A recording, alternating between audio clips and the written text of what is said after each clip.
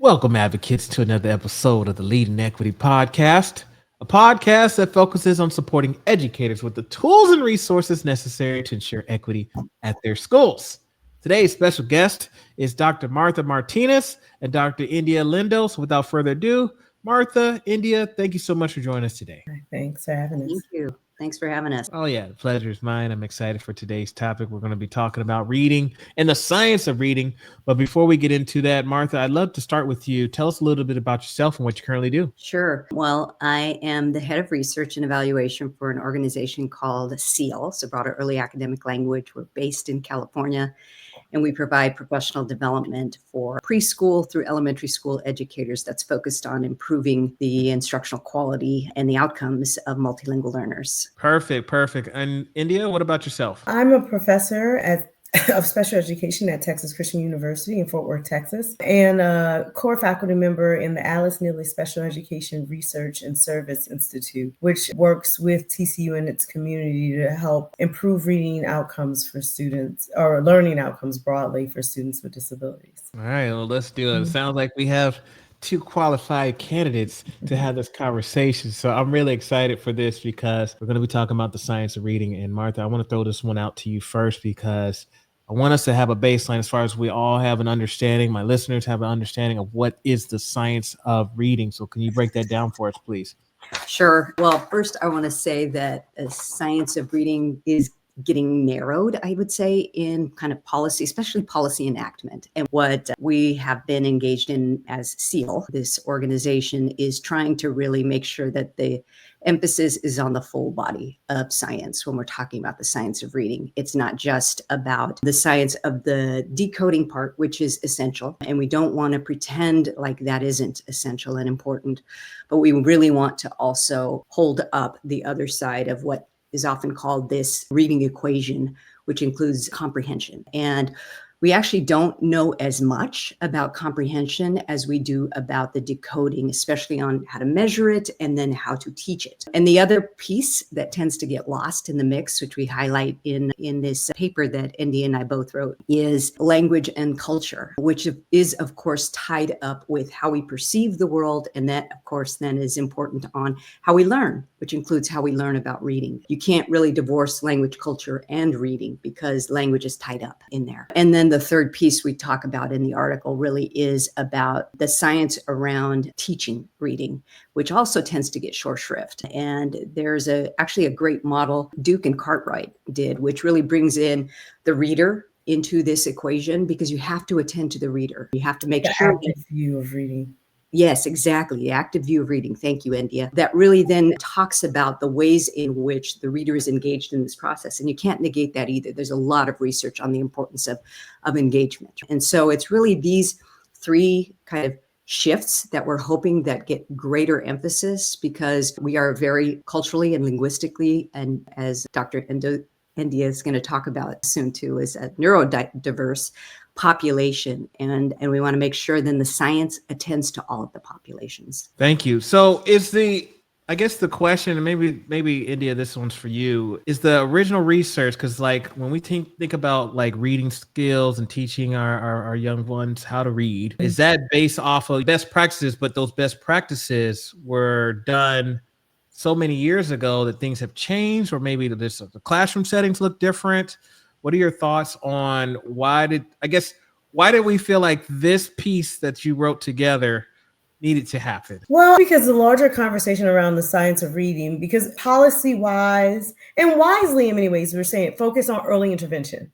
We want to get kids supports early. And there was such a push on that, and that's great. But that led to a focus on what she was talking about, that equation. It's called the simple view of reading. It's like we've done all this research and we look at this thing and we know in the end that the big potent pieces, us researchers like to know what gives us the vote, what's the best predictor. But it's not the only thing in the equation is the problem. So the best predictors are decoding in the early years, particularly decoding. It's the best predictor of what students' reading performance is going to be in the future. But it shifts. That equation it looks like it's like R equals D times C. So D is decoding, C being comprehension. But comprehension is far more predictive as kids get older. And it's still very much important later. So the shifting in that equation changes. But there are other factors. And that's what Duke and Cartwright are saying in the active view. They're trying to bring back some of those other aspects like motivation and those things. But I'll add to this. So that led to the conversation of the science of reading and the focus on, we know from lots of research that explicit systematic phonics instruction is important.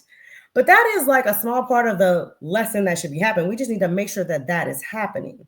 And often it doesn't. And now it's kind of like, disproportionately occurring. Either it's not happening well necessarily, I'm not saying that, but it's like that's all we're doing or all we can think of doing. And I would say there's over 50 years of evidence-based research about reading comprehension.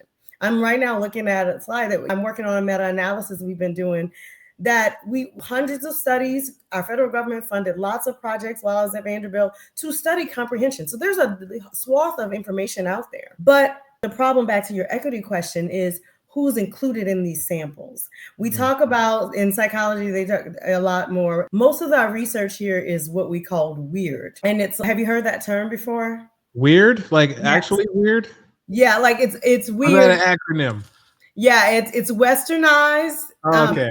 Industrial. Like I gotta pull it up. I'm sorry. My brain will let me be great. Westernized, Eurocentric, industrialized. That would be my guess.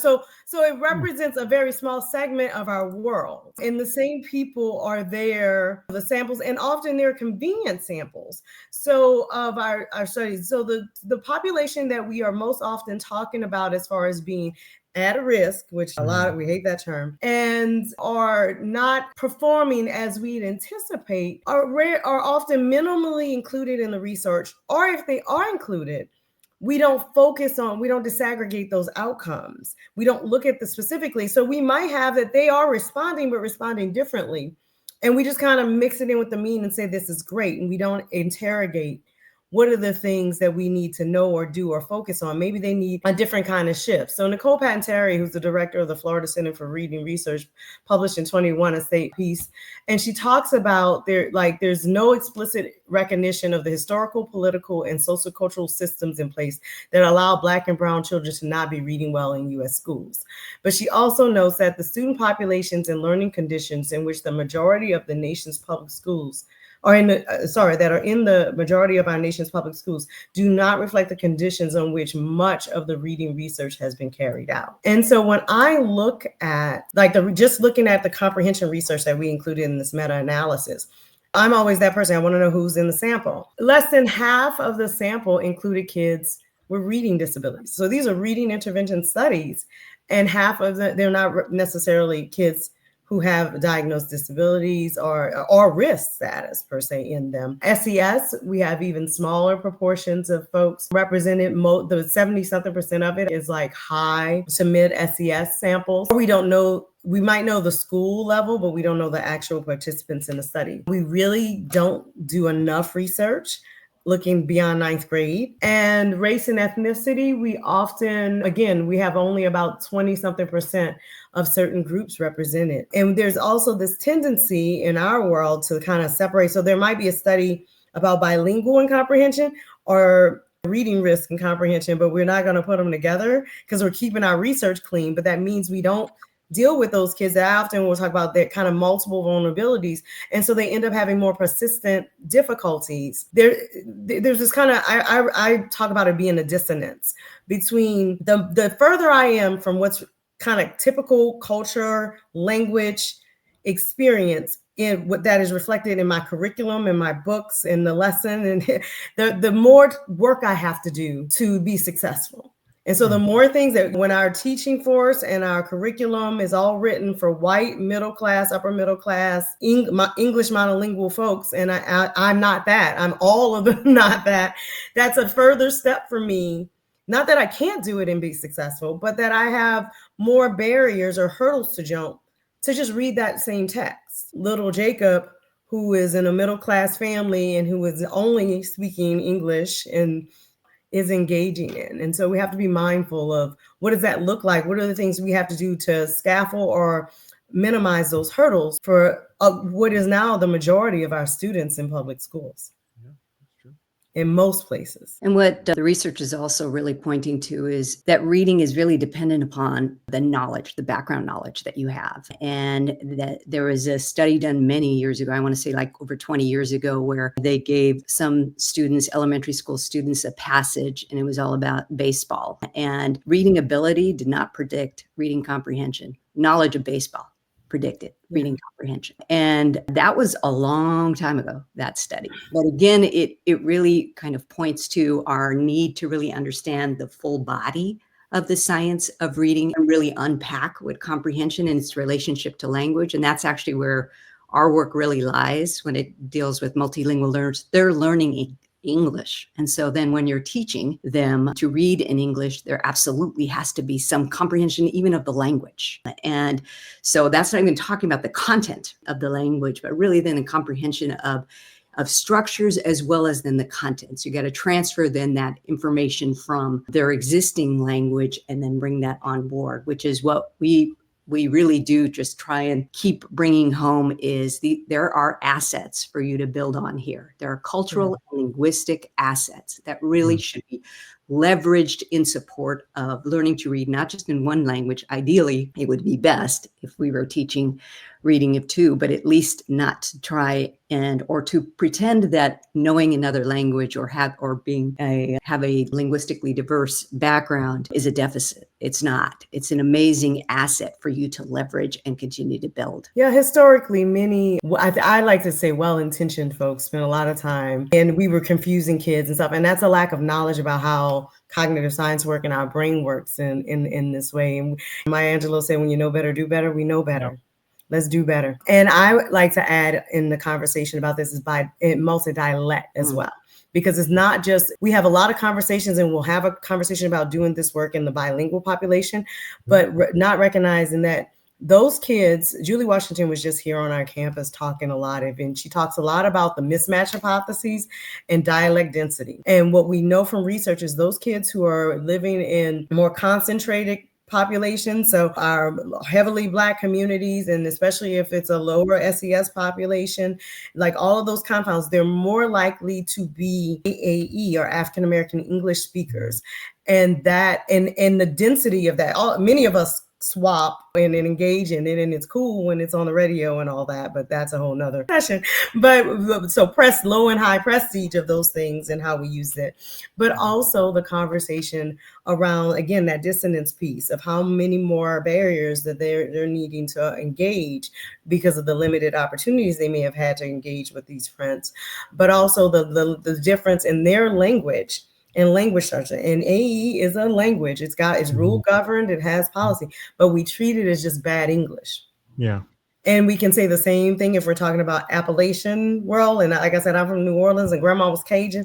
I can get into that too. I mean, we have all of these different dialects, but some are closer to the academic text that we're engaging in than others. Some have more exposure to those. And so we have to be intentional about that. So I love the active view of reading. And there are a few other models out there that really think about background knowledge and they couch it in there. But I actually have been pushing lately for what I call a culturally informed model for reading comprehension. I'm writing that up soon because it's not that it's so different in the sense of it's about background knowledge, but it really is that pull out of the recognition and true focus on that in our research, in our practice, in our conversations about the science of reading and reading period, that reading is a culture-bound text. And so what's different in this is that there's really a pull-out of the cultural context and knowledge that is needed.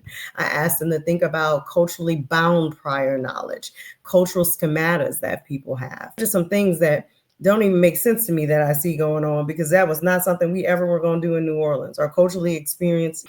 And how do I connect that when I'm reading in text and understanding cultural relevance of the text that we engage, culturally influenced interpretations of some of those things.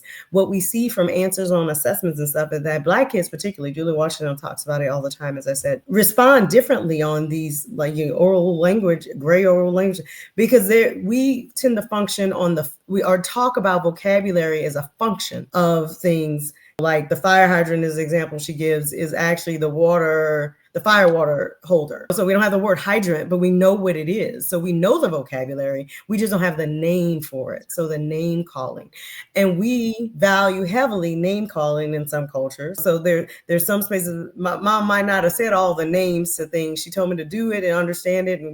But so I know what it is. I know what its function is. So I have the meaning, but I don't have the name or tag for it. And if I can't produce that though in my reading task, it doesn't capture what I know. Similarly, having it I may have it, but I have it in a different language. I don't know the name in English yet, but I have the knowledge. We need to leverage that knowledge versus just kind of not tapping into it to build meaning and schema for kids. I love this conversation, and it's got me thinking, right? What I'm hearing from the two of you, it sounds like, correct me if I'm wrong, but what I'm hearing from the two of you is comprehension, the way that we measure whether or not an individual is comprehending their skills and comprehension does depend on their background knowledge of the content, if you will. And so like the example Martha gave in regards to the baseball, how baseball works, you probably will understand the text better than if you had absolutely no idea what baseball looks like. It really got me thinking, because I know like nowadays, kind of with India's example, as far as like African American dialect, if I know all the rap lyrics, like a lot of our kids, they can recite Kendrick Lamar all day and tell you what it's all about, what it's about. Right. It really brought me back to like when I first started teaching, I was teaching in the Virgin Islands and they speak English. And I could talk to some of my students and they could break down any reggae song, and I would say, what are they saying? Because they're speaking English, but I could not understand. And they could tell me what they said. And I said, okay, but those words it's English, but it means different things here. Like the slang is different.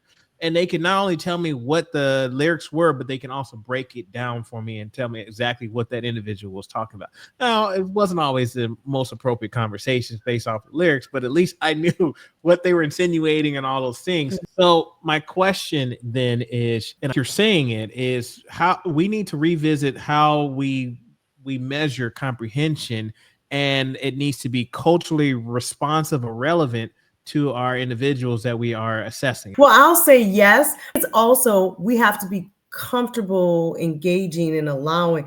There's a mismatch also between our teaching force often and the students that we're engaging. How are they aware of their cultural norms? Okay. And how does that, so that they're aware of where the mismatches are to identify. Mm-hmm. Also are comfortable allowing, like, I often get but how do I score this? Translanguaging is a tool that we talk about a lot in bilingual, being able to use all your full linguistic repertoire, whatever that looks like. So say it how you say it, do it how you do it, and we can tweak it later and get it into the textbook English when we're writing it or everything. And what you're alluding to, what I was hearing in your first part of the question was the importance of oral language, which is really critical. And do we allow enough time for that? And do we allow enough time actually for reading and engaging that isn't hyper focused on correcting to do it correctly, but getting that idea, getting the meaning piece, and then how we work to explicitly translate that is an important aspect. So I think it's about having this cultural framing and focus, but I think part of the reason we tend not to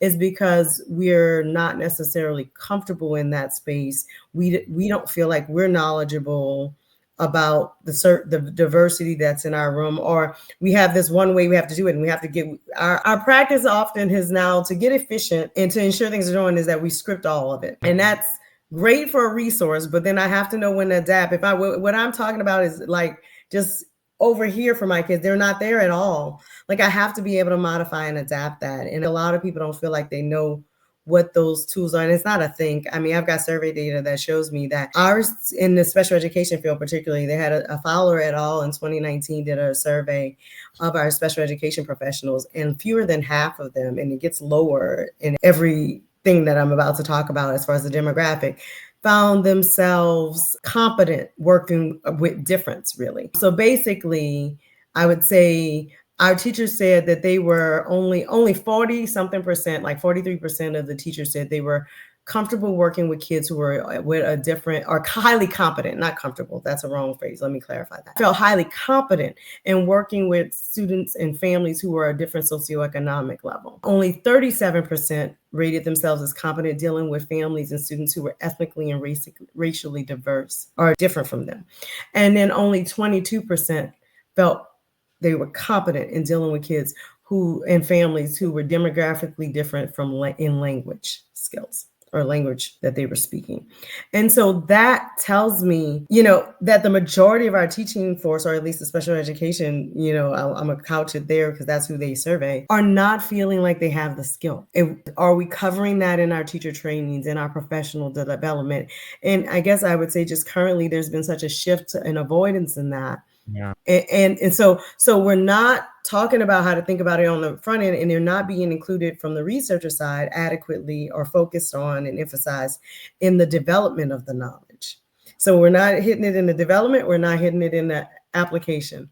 Where are we? But we expect different outcomes.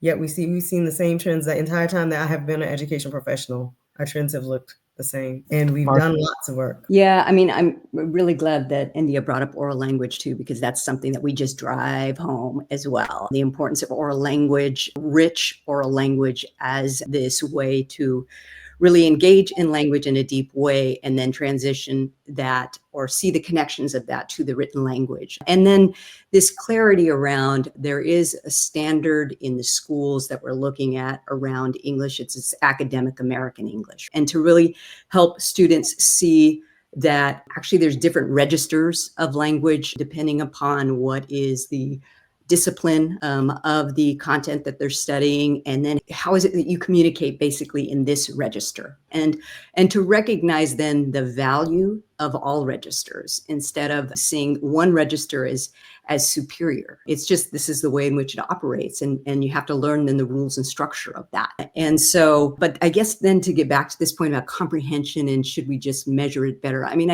we've tried to, in some ways, we're agnostic about knowledge, and it's not culturally agnostic, that it's embedded in culture and language. And so there's only so much we can do around cultural bias when we get to assessments. We have to also just kind of acknowledge along the way that there is a different knowledge bases that we're going to be learning. We have to teach then our children access to that, but we also need to be diversifying our knowledge base, including when it gets to literature around that. There's technical knowledge that, of course, then is we learn the technical expertise, but they're in literature or reading in social studies. How is it then that we bring in and value the various cultural backgrounds, the various ways of expression, and the deep learning reflected in those culture and languages into the classroom? So it's not just about assessment, but it definitely is about getting better and getting clearer that you're measuring a specific kind of knowledge here, and let's make sure our students have access to that. And let's also think about how we can diversify the knowledge base as well, recognizing that there's value in other cultural forms of knowledge. And honestly, we also, we can use an updated study on this too, but I haven't seen as much. We don't teach comprehension very well often in school. We're getting better. I'd like to say that, but I would say we teach you the code and then expect you're going to understand it. We might give you some vocabulary, and we don't necessarily do the best in how we teach vocabulary, those lists of 20 words and Right words. Not the best approach. We really have to think about, we often assess comprehension, but we don't teach it. So the solution is you read it again. Well, if a kid is struggling with the reading, and it may not be the decoding, it may be that they don't have the schema. They read those words. Let me correct that. They decoded those words. Fine. They applied the rules that you gave them. They understand it. But in that sense, or they were proficient in decoding. But if they don't have a schema to put that information with, if they don't have an understanding, or if they spend so much of their energy just translating that, we only have so many cognitive resources, period.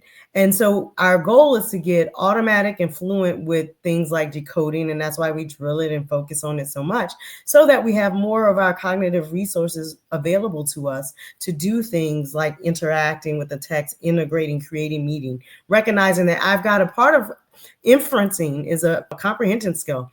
And what it requires is often you bringing your background knowledge to the text, because the answer is not in the text. Well, if this is not the background knowledge, if it's not anchored in a cultural domain that you're familiar with, what do you have to bring to it? You know what I mean? And so that's the dissonance piece. It just depends on how far whatever I'm learning about a reading is from my real. So when I'm reading about Shakespeare and Old English, like what am I tapping into in this way? I never understood why we still teach Shakespeare. Oh, and I love Shakespeare, but that's a whole nother thing. But is it gonna pull my, ninth grader who is struggling with, the code and learning a new language and all that, like now adding Old English, like, is that the thing? It's not really the thing college readiness is gonna hinge on, I don't think. But yeah, there are lots of questions there. And I mean, it's certainly for us, we talk about recognizing the unique and linguistic cultural experience of our students. Importance of mirrors in books. Are they reflected? Are their experiences reflected in the materials that they're seeing? Yeah. Are we using practices like engaging in that oral exchange and dialogue and process that makes it relevant and connects to them, developing their own identity as a reader and just not a name caller? Self-efficacy. I was telling somebody recently, I was like, we do oral reading fluency because it's important to build fluency, and that's great. But I was like, I don't do fluency probes without at least one comprehension question, because what I often find is that it reinforces the idea that the objective of reading is just getting through the print without making meaning, because you're measuring rate and accuracy and there's no real probe of understanding. And so I mean, even for my kids who have never really struggled in reading, I've had that, like, I remember they would be in school and I'm like, well, you just blew through that, no prosody, no expression. And she's like, well, I've got to get as many words as possible. I'm like, yeah, but if you couldn't answer the question at the end, if you can't tell me one thing that's happened, what's the point? Like, don't lose the focus of reading.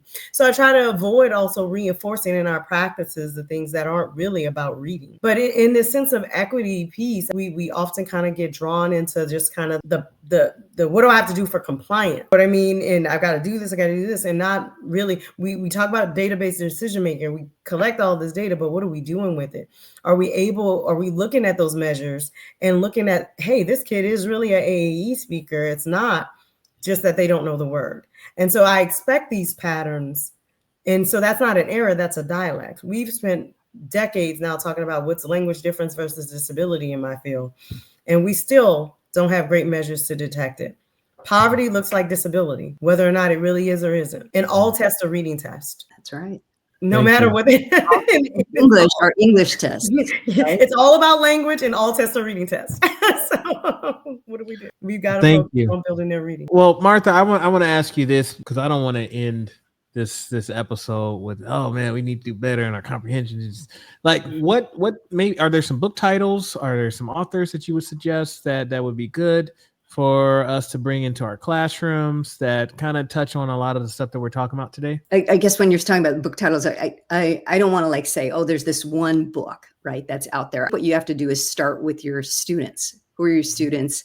And then really connect then the literature to the backgrounds of those students. And so we don't see enough in classrooms at all levels that represents the cultural and linguistic diversity of that classroom. And that's really what you have to do. So there's not like a given title.